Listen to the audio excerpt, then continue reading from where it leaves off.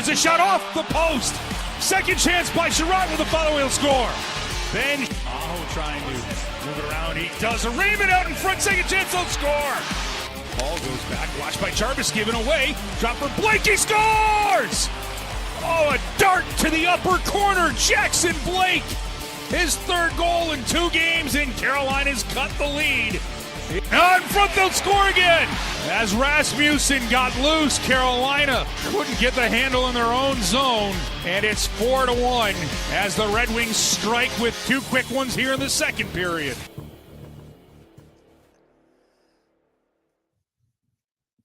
Hi, everyone. I'm Adam Gold, and it's the Canes Corner podcast, don't you know?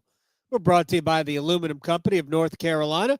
If it is for the exterior of your home, you can find it at the Aluminum Company of North Carolina on Hamlin Road in Durham. No place like it. Sammy Hanna and his crew do a great job. You should check them out. I appreciate your time. It's Friday night. A little balmy out here in studio, screen and porch. And we've got Citronella going. Otherwise, we'd be a bug fest. But you don't care, and I don't care. We're here to talk about the Hurricanes. All right, didn't go well. 5-3 loss. We'll talk about, basically how it happened. I thought quite predictable, to be perfectly honest. And then we'll talk some big picture stuff, and we'll get you out of here, and you can still go and make last call wherever you are. Although in Adelaide Hills, where our guy Mikhailov is, I'd probably say that wrong every time. It's, I believe, if I'm not mistaken, it's about lunchtime tomorrow. Well, it's already today. There, I shouldn't say tomorrow when I'm talking about, the friendly folks in Adelaide Hills, Australia, because it's today there. Here, it's tomorrow. You understand what I'm talking about. Shouts to you in Hardin County who checked in early. All right, let's get to the goals tonight. We'll start there, and it'll tell us something about what happened tonight. Because the 4 goals that were allowed were in some ways avoidable, in some ways good plays. Like the first goal, I think is really, there's really no fault on the first goal. I actually think Brent Burns makes a good play in the initial entry to break up a pass, but this is the way it sort of went at times for Carolina. Detroit ends up maintaining possession, and I think that tells us something. And ultimately, Larkin, with a little saucer pass to Alex DeBrincat, the initial shot beats Kochetkov off the right post, and the rebound comes over to Ben Sherratt, who just ripped one just inside the right post from, basically left faceoff circle. And if we're going to fault Kochetkov, and I don't even think that goal is his fault. He was drifting a little bit, but also a great shot. So I'm not going to go too hard in the paint on Kochetkov there, nor am I going to bang him for the second goal, which if you're going to fault Kochetkov at all on the second goal, it's the pass gets right in front of his pads, but he had his stick out. He was trying to make a play, and it went in between the blade of the stick across, and Kasper eventually got the third effort in. But that was a turnover by Sebastian Aho. I know, in real speed, it looked like Aho was tripped, but in reality, he wasn't tripped. He just fell. But a good play by Marco Kasper, who's had a good year. 16th goal of the season for Kasper. He creates the turnover and then cashes in the second rebound. So those are the 2 goals. I have a hard time really blaming Kochetkov. Again, drifting on the first one, where if he's super confident, then he's probably not drifting and has a better chance. But remember, he's scrambling to get over. If we're going to criticize anything, maybe a goalie coach would know better than I. Might have been a little bit slow in recovering from the initial shot. Like he wasn't aware where the puck went. Maybe that's normal. Since it hit the post, he didn't get the first one. And maybe didn't see it come back past him. Either way. So I thought, if anything, he was a little slow. And then when he realized where the puck was, in his effort to get across, he kind of overplayed it. But again, I think the shot was past him even before he drifted. So I'm not really sure there was anything he could have done about that one. The third goal is probably the one of all of them he wants back. And that's the one that a lot of you will go, well, it's Patrick Kane in a breakaway. Except that he didn't really match the speed of Kane. And he didn't come out to challenge. He was a little deep. Not that depth really matters there. But he really should have stopped it. It looked to me like he had it and kind of moved his blocker arm, and it goes off the inside of the blocker arm and in. So to me, that's a save you can make. And the fourth goal is he gets played by Rasmussen, but that really wasn't his fault either. It was Sean Walker, actually 2 good plays. And this is where you can credit Detroit tonight. Rasmussen makes the initial defensive play as Sean Walker's trying to clear the puck. And it doesn't get out of the zone. Tyler Mott picks it up. Rasmussen just goes right to the front of the net. Walker, who tried to clear the puck, looks like he's going out to defend Mott. Nobody was there. And I think he's fine there. But it was Justin Robidas, the rookie, who kind of flinched. And by the time he realized that Rasmussen might be his responsibility, it was too late. Rasmussen was all alone in front of Kochetkov. Pyotr didn't do much with it. Again, not really sure what he can do there. But honestly, of the 4 goals, the one I go, yeah, that one you should have stopped, was the breakaway on Kane. Now, this is where we kind of folded into the first, the big picture. And by the way, the Kane breakaway was, we don't see it too often, Jacob Slavin's mistake. I think on TV, they were crediting Kane with a steal. I didn't see it that way. I saw Slavin try to play the puck and miss. And then since the puck was moving towards him, Kane just kind of scooped it up and went. I think Slavin could have played the puck before Kane got it, but he didn't. And it is what it is. He's so good that when he makes a mistake, we can't believe that he made an error. But I do think that's probably more on Jacob Slavin than anything to create the opportunity. But again, a save I think Pyotr really needs to make there. All right, now, this is where we fold the 4 goals back into the current plight of Kochetkov. And it's a concern for me. And I think it's a concern for all of you. And even if he doesn't admit it, I think it's a concern for the head coach. So this is four games in a row where Kochetkov, regardless of how you view whether or not he played well, whether or not any of the 4 goals were bad, and none of the 4 goals were bad, I think he could have made a save on the third one. In many ways, I think he doesn't make any of these saves because he's playing poorly. Maybe more so than any goalie I've watched. I think you can tell when Kochetkov is suffering from a lack of confidence. I think he just moves differently. He can't catch the puck. He has a hard time. I actually think it got better late in the second period and into the third period. I actually thought I saw better from Kochetkov. And maybe whether it's the save on Larkin late on, that was a great save to keep it 4-3. Or a couple of other plays that he made. There was a stick play he made with a pass coming out from behind the net. So I thought we saw some signs of him starting to feel better about his game. But then again, I thought I saw that in the third period against the Kings, and he gave up 7. So this is the way I look at it, and we'll get it. We'll dig into the numbers of Kochetkov here in a sec. I think we all know whether we wanted it to be this way or not, and I will fully admit I wanted Kochetkov to be the guy to start game 1 of the playoffs. But it's not going to be the case.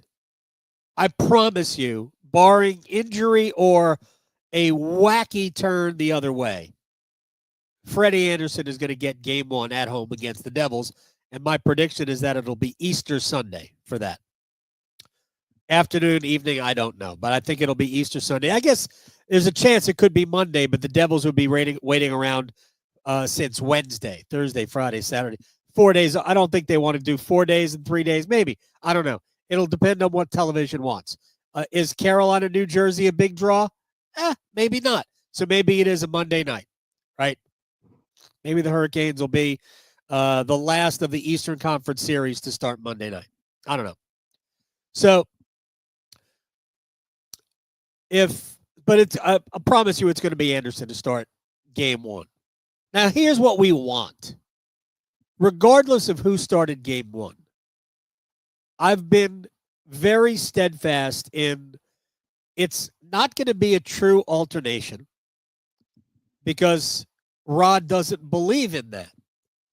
What he believes in during the regular season is trying to keep his goaltenders healthy. We have two goaltenders that have been prone to being injured. Now, we're going through a nice little stretch here since the end of January where Kochetkov and Andersen have stayed healthy. It has been a total alternating situation. Kochetkov, Andersen, Kochetkov, Andersen, Kochetkov, Andersen. The only times they've backed-to-backed, backed up the same guy twice, there was a Four Nations face-off break in between. And that was Kochetkov who played the last game before the break and the first game coming out of the break. And Kochetkov was outplaying Andersen until 4 starts ago. So the numbers in 5 starts from the win over Buffalo, the 5-2 win at home over Buffalo, through the 5-0 shutout win in Philadelphia, which I contend was the best game Kochetkov has played in the NHL. The numbers from those 5 games, 5-0-0, 948 save percentage. He was awesome. All right, here are the numbers in the 4 games since. 1-3-0, 18 goals allowed, 93 shots on goal. Actually, it would be 92 shots for him because the empty net goal today. And an 806 save percentage. That actually probably drops a little bit, probably to 803. So you see how dramatic those two things are. And I think the best way to phrase why Kochetkov is a problem for the head coach is because we don't know where the floor is. Everybody's going to have a bad game, right? Freddie Andersen is going to play a bad game between now and his last game of the regular season. I don't know when that is, but he's going to have a bad one. Promise. Because everybody does. But we know what Freddie's baseline is. Pardon me 1 second. That was fantastic for all of you watching and listening. I apologize. Pollen is everywhere. So Freddie's going to have a bad game. But here's what the head coach knows. Yeah, for the most part, I know where the floor is. Maybe Kochetkov has a higher end, but I know where the bottom is for Freddie. I have no clue where that is for Pyotr. And therein lies the problem. And this is why these starts, even if Freddie is definitely the number one, this is why these starts for Kochetkov are so important. Because I believe, and I think the head coach realizes this, last year the mistake was not relying on Kochetkov in the Islanders series. Forget about earlier in the Islanders series, in the Islanders series. Because even if there are no back-to-backs in the playoffs, Freddie's going to wear down. Freddie just isn't that guy. He can't play what amounts to a 65-game season. He just can't do that. You've got to be able to give him 3 days between some starts, 4 days at times between some starts. And I think the fatal flaw last year was Kochetkov doesn't play at all in the Islanders series, should have played game 4 of that series. And then by the time we got to the Rangers, Freddie just was a little bit off his game. And the way the Rangers power play works, and it worked in those first 2 games, it just completely unnerved Andersen. Carolina finds themselves down. Had game 3. Kochetkov let it go. So we're trying to avoid that. I think the head coach is trying to avoid it. And you've heard me say this before, so I apologize if this is being repetitive. But while I think Freddie will be the primary starter, I think you will see more of Kochetkov. Unless the head coach doesn't have any confidence in him. And therein lies the problem and why these starts are so big. Because what you want is for Rod to go, hey, I got 2 guys I can go with. Let me give Freddie games 1 and 2 at home against the Devils. Or, Freddie, you get game 1. Pyotr, you get game 2 against the Devils here in Raleigh. And then Freddie, who's been amazing away from home, we'll let Freddie take games 3 and 4 at the Rock, and we come back with Pyotr in game 5. See, it's not alternating. It's a primary, but the other guy is utilized. And I think that's what needs to happen, but it ain't going to happen if Kochetkov can't keep the puck out of the net.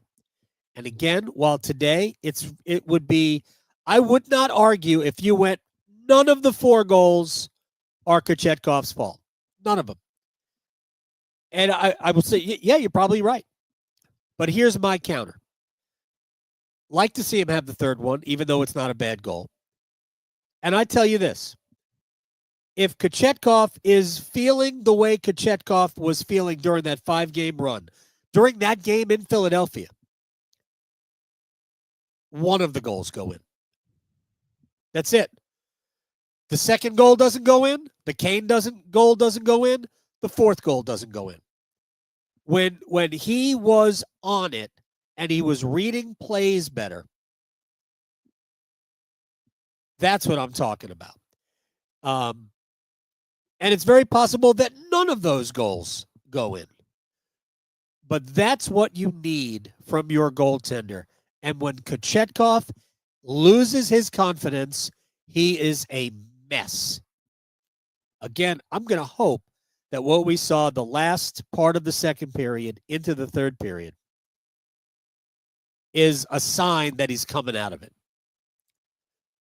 Because as well as Carolina is playing right now, as well as Frederik Andersen is playing right now, and Andersen has been off the charts good for his last. He's got a 7-game winning streak, but he's really played great for 8 straight games. But during the 7-game winning streak, I think he has a .942 save percentage. Hasn't allowed more than 2 goals in his last 8 starts. It's been amazing. 10 goals allowed in the 7-game winning streak. He'll play tomorrow in Boston. Today, by the time some of you listen to this. But that's probably not going to last at that level, probably. It's not going to last at that rate. So, as well as they're playing, they'll be lucky if Kochetkov doesn't start playing better. Like, they can win round 1 just with Freddie. But they're probably not winning round 2 with just Freddie Andersen. That's the way I look at it. I don't think I'm alone. They need both goalies to get out of round 2. If Kochetkov can give them games, win them games, he's good enough to win these games. We know that. This is not a mystery. The same guy. Like, I still can't believe the same guy, 5-0, 948 save percentage, 1-3, 804 save percent. I can't believe those are the same goalies. So if Carolina wants to make it to the conference finals and then take your swing at whoever comes out of the Atlantic side, they're going to need both goalies to do it. And right now, it's only one that could win you a game. Only one. The amazing thing is that Carolina won one of the starts where Kochetkov wasn't any good against the Islanders on Sunday because the other goalie wasn't any good. That was one of the classic American Hockey League goalie duels I've ever seen. All right, so there's the goals folded into Pyotr Kochetkov. By the way, I'm going to do this. I'll pat myself on the back. and an apology at the same time. I don't know why. Wednesday, I had train of thought problems. I could have been tired, but I thought we were scattered when I went back and listened to the podcast. Thought we were a little bit scattered, at times pointless, just speaking words without really meaning anything. There was some meaning. It just wasn't what I wanted, and I apologize for that. I think we're a little bit more on top of it today. That's why I was patting myself on the back, even though I don't have the same flexibility. All right. Where are all my Jackson Blake haters at? Come on, where are you? Where are all the Blake haters at? I've been telling you this for the better part of 4 months. The kid can play. Is it ideal that he's playing on the top line right now with Aho and Jarvis? Probably not, for size reasons, right? You think getting into the playoffs, you're playing New Jersey in the first round of the playoffs. They'll send a heavier line out there. You'll get Nico Heischer's line out there, right? Doesn't that have Timo Meyer, right? A little bit heavier, a little bit more rugged, and you're worried about Blake and Jarvis. Look, yeah, maybe. But I've been watching him now as a line for the better part of a month. And I've been watching Blake all year long. And I get it. He's a rookie. He wasn't producing in terms of, did you see like crooked numbers or even straight numbers in the goals and assists column? Not until lately. But my boy is on it right now. And this is the way he's been playing all year. He just hadn't got the production, the reward for it until now. There's more coming. He saved it up. I was actually hoping he wouldn't score at all until we got to the playoffs and then just unleash it on everybody. Seth Jarvis right now is their best player. Jackson Blake is riding shotgun, and Sebastian Aho sitting in the back seat, but he's at least in the lead car. I think all three guys are playing well. By the way, Aho, 17 out of 26 in the faceoff circle tonight. Jordan Staal can't come back fast enough. Aho was great in the faceoff circle. I thought, other than the turnover for the goal, for the second goal, I thought Aho had a good game. But Blake and Jarvis were just spectacular tonight. Those were two of my 3 stars of the game for the Hurricanes. But that line, Blake it's like the puck's attached to his stick. He gets the puck all the time. We know how good Jarvis is. The steal for the first goal, for the Blake goal, which was what a dynamite finish. Blake gets stronger. Carolina's got a really good player. Because on the goal, the Aho turnover that leads to the goal, Blake, who was trying to cover more up top because somebody's got to, realized that Aho wasn't getting out of the corner fast enough. My only criticism really of the entire night was that sequence for Aho. A little slow to get up after going down, all that. Maybe he thought he was drawing a penalty. I don't know. But Blake tried to bust it to get back, so he recognized it. But boy, the kid is good. Kid is really, really good. And you can tell some players, and I'll say the same thing about Justin Robidas, when you grow up with the sport, when your dad's a player, especially like Blake's dad was a scrappy player, just like Robidas' dad. Scrappy, got to fight for everything type of player. You just learn differently. Blake's going to be a good one. He's already a good one, but played nearly 20 minutes tonight. The training wheels are off that dude. I mean, he's one of your top 6. And it will lead me to this. And I think, by the way, the power play has looked good, hasn't it? Yes, it has. Okay. Let me get to the final topic we're going to discuss. And I talked about it with Eric Cole today. We talked about Andrei Svechnikov. And I talked about it with Trip Tracy before the game. Now, Andrei's not on the trip. He won't play in Boston. Hopefully, they'll get him back to play in Buffalo on Tuesday. So Staal and Svechnikov are both dealing with injuries they probably could play through now, but there's no reason for it. I mean, the Hurricanes could have won this game without both of them. They didn't, but they could have. But here's why, if anything, Jordan Staal, needs a game just to knock the rust off before the playoffs. I think Andrei's got to build a game. I think he has to get back and get something going to carry it into the playoffs. I guess there's always the chance that he could rediscover it out of nowhere in game 1 against the Devils. But I just wouldn't bank on it. And we haven't seen it. And if you're the head coach, you don't know where to put him. And therein lies the problem with Andrei. Right now, I did the numbers. Not that Andrei was having a great season by any stretch of the imagination. But in the first 56 games of the year, Andrei had 18 goals and 42 points. It's not awful. It's not great, but it's not awful. It's like a 24, 25 goal season. It's about 60 to 65 points, somewhere in there. And that's not great, but it ain't awful either.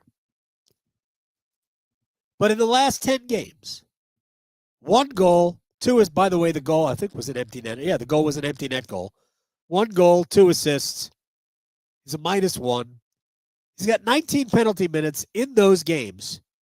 He had 38 penalty minutes in the first 56 games. So you go from basically, 2/3 of a penalty minute per game in the first 3/4 of the season, 2/3 of the season, to basically 2 penalty minutes a game over 10 games. So, and I'm not as concerned with the penalty minutes for Andrei as I am how he plays, but somebody's got to get Andrei playing the way he's supposed to play. Forget the fancy. Go out, use 6'3", 220. Do that. Just use what, and I've said this over and over and over again. I said it to Eric Cole today. I said it to Tripp today. I've said it to Tripp before. I would send him home with Eric Cole highlights and say, just watch him. Just watch that guy and be that guy. Because Andrei is equipped to be that guy. Eric's response to me today was that Eric had no choice. That was the only tool he had. Use his body, use his speed, be a pain in the ass. Andrei has other options. Andrei's got skill. He's got vision. He's got playmaking ability. But guess what? This team needs the other stuff more than they need that. They got enough playmakers, man. Just go out and use your body. Be a big pain in the rear end. Right now, they're not getting it out of him. Well, obviously now because he's hurt, but the last 10 games, while Carolina's getting better and better and better and better, Andrei's just kind of going this way. We need Andrei to be better. It's really hard to close your eyes and see the Hurricanes in the 3rd round of the playoffs if Andrei Svechnikov isn't better, isn't good, isn't making a positive impact. And here's the thing about Andrei. When he plays the right way, he doesn't have to be on the score sheet to make a positive impact. There were plenty of times last year he was playing really well, just wasn't getting rewarded. So he doesn't have to score to have a good, a big imprint in the game. Maybe Andrei doesn't understand that. I don't know. But if they want to get something out of him, if they can get something out of him, I think this team could end up in the conference finals, and then you'd have no idea. Maybe you get lucky and it's Toronto. So that's why we need to see Andrei back. Hopefully he'll come back for the Buffalo game. If not Washington. Got 2 home games, and it's only 4 games left after the Capitals game. We got to see Andrei get on the ice. All right, that'll do it for us. We're brought to you by the Aluminum Company of North Carolina. If it is for the exterior of your home, You can find it at the Aluminum Company of North Carolina on Hamlin Road in Durham. No place like it. Sammy and his crew do a great job. I appreciate all of you for hanging out with me, even though the Hurricanes lost to the Detroit Red Wings 5-3. We'll get Freddie in Boston tomorrow. Chowda. Good night.